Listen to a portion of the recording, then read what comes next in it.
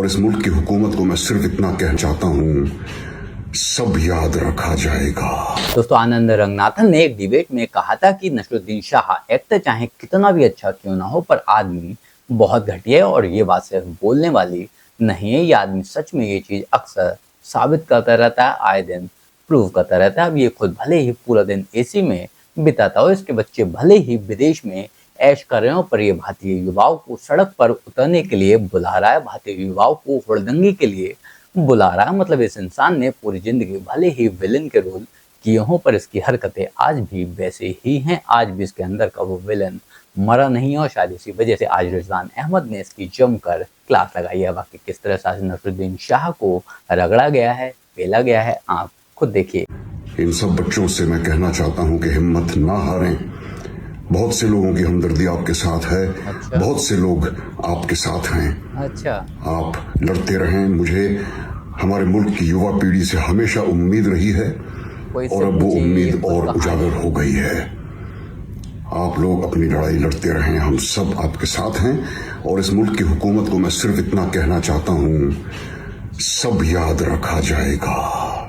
अच्छा। सुना आप लोगों ने? साफ एंड का डायलॉग देखा आप लोगों ने? बड़ा खतरनाक मारा है, लंबी सांस लेके। तो इन्होंने जो हौसला अफजाई की है, और साथ में ये भी बोला है कि हम भूलेंगे नहीं, ऐसे नहीं बोला है, भूलेंगे नहीं ऐसे बोला है।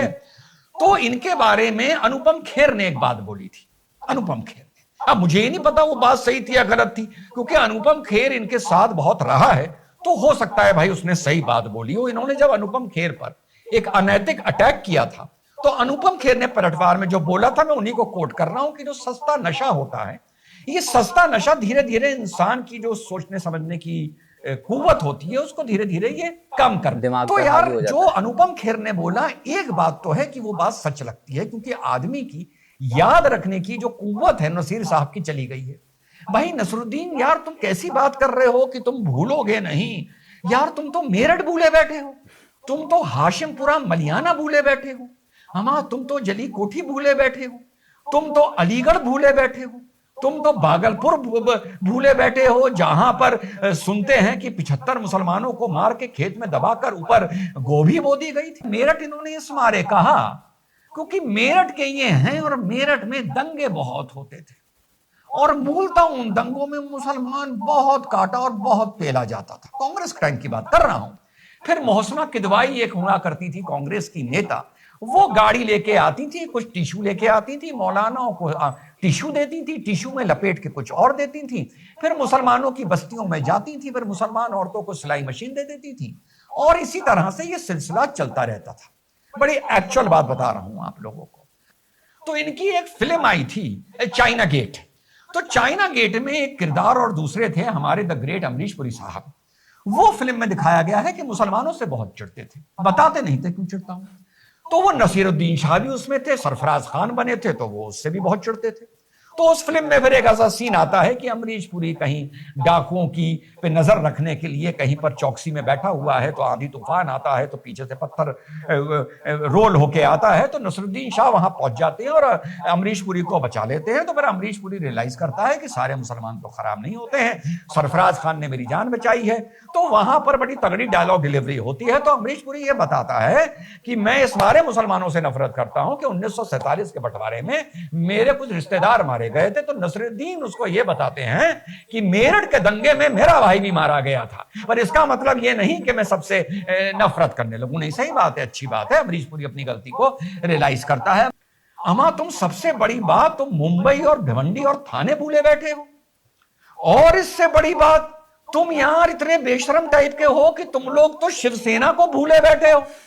शिवसेना जिसने डंके की चोट पर कहा था कि 6 दिसंबर को मस्जिद हमने गिराई थी, शिवसेना जिसने खुला कहा था कि तलवार लेके काटो मुसलमान तो कैंसर है, तुम तो अपनी गणित के चलते यार उनको भी भूले बैठे हो। यार तुम कैसी बात करते हो अमा, तुम इतनी चीजें भूले बैठे हो। या तो वाकई जो अनुपम खेर बोल रहा है भैया वो सच बोल रहा है, और सबसे बड़ी बात तुम अपने बहनोई की पिटाई नाम लेके बता रहा हूं, अपने बहनोई अनीस अहमद की पिटाई वो सारी घटनाएं भूल गया। जब तेरे बहनोई अनीस अहमद को मारा गया था तब ना योगी आदित्यनाथ था, ना उस टाइम बीजेपी पावर में थी, ना उस टाइम नरेंद्र मोदी, नसरुद्दीन शाह। तू ये सब भूल गया। पता है तेरी चिढ़ क्या है नसरुद्दीन शाह? वैसे तो मुसलमानों में खास तौर से माना जाता है, हिंदुओं में भी माना जाता होगा। और साथियों, जितनी बात अभी तक बोली है खानदान की नजरिए से बोली है, और एक एक बात नसीर को पता है जो मैं सच बोल रहा हूं। तो साहब, मुसलमानों में एक चीज मानी जाती है, मुसलमानों में एक चीज मानी जाती है, वो हिंदुओं में भी किसी और अल्फाज में मानी जाती होगी कि इंसान जब उम्र की तरफ बढ़ता है, बड़ी अजीब बात बताऊं, उसका चेहरा नूरानी होता जाता है, वो खूबसूरत होता जाता है। अब वो बात अलग है कि हर केस में ऐसा नहीं होता। कुछ बदसूरत भी हो जाते हैं, हर केस में ऐसा नहीं होता। और कभी कभी यह भी होता है कि इंसान के अंदर का फ्रस्ट्रेशन उस नूर को उसके चेहरे पर हावी ही नहीं होने देता। और ये चीज नसरुद्दीन शाह के केस में हो रही है। ये आदमी जितना ज्यादा बूढ़ा हो रहा है उतना ही ज्यादा सटियाता जा रहा है, उतना ही ज्यादा पगलाता जा रहा है और उतना ही ज्यादा बदसूरत होता जा रहा है। और शायद यही सारा फ्रस्ट्रेशन इसे पूरी तरह से पागल कर दे रहा है, इसे समाज में मुंह दिखाने लायक भी नहीं छोड़ रहा और इसकी छीछा लेथन हुई पड़ी है। बाकी आप लोग इस बारे में क्या सोचते हैं, कमेंट कर जरूर बताएं। जल्द मिलते हैं किसी नए वीडियो में नए टॉपिक के साथ। तब तक गुड बाय, नमस्कार, जय हिंद।